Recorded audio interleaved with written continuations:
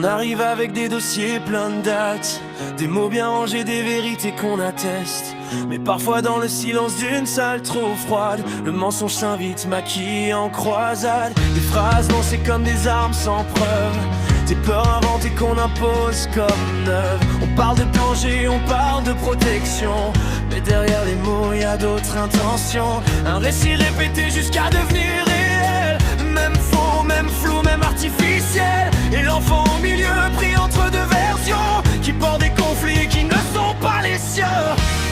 Les allégations mensongères laissent des traces invisibles mais sévères. On ne gagne pas un combat en détruisant un père, ni une mère, ni un lien sincère. La vérité n'a pas besoin de colère, elle tient debout sans artifice ni misère. Dans le droit familial, le mensonge est un poison, et l'enfant paye toujours le prix sans raison.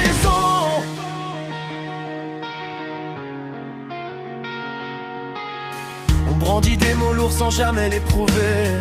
On accuse, on suggère, on laisse planer.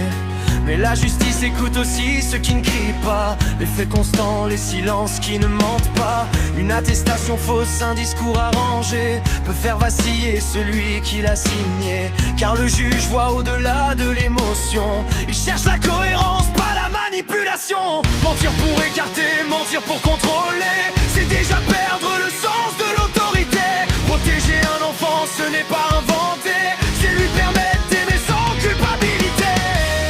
Les allégations mensongères font des ravages qu'on ne voit pas sur terre. Elles fabriquent des peurs, brisent des repères et déguisent l'abus en discours solidaire. La vérité n'a pas besoin de cris ni de scénarios écrits à l'infini. Dans le droit familial, le mensonge est un poison, et l'enfant paye toujours le prix sans raison.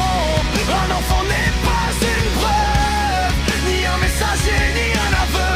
Il n'a pas à porter la version d'un adulte, ni à choisir un camp pour calmer une lutte. Quand le mensonge s'installe dans le quotidien, il devient une cage autour du lien. Mais le temps finit toujours par dévoiler ce que la manipulation voulait cacher. Car la même est stable, elle ne varie pas, elle ne change pas selon qui parle ou pourquoi. Et face au juge, face au temps, face à la loi, c'est toujours elle qui reprend ses droits. On ne protège pas en accusant sans fond, on ne construit pas sur une fausse raison. L'intérêt de l'enfant, ce n'est pas un slogan, c'est un équilibre réel.